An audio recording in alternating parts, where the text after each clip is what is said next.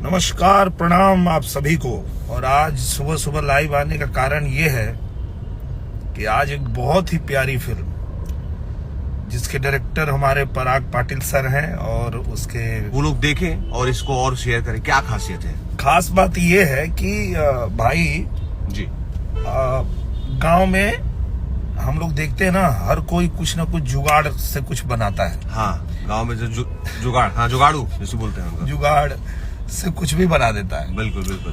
तो ऐसा ही एक लड़का है पराग पाटिल सर ने, जो उनके सिनेमा का स्टाइल है, वो मनोरंजन करते करते बहुत एक मैसेज देते हैं, अच्छी बात बता देते हैं समाज को कि हाँ भाई देखो ये चीज है।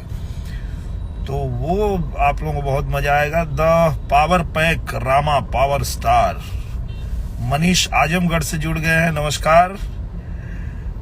और माही माही, आर्या, गुलशन कुमार।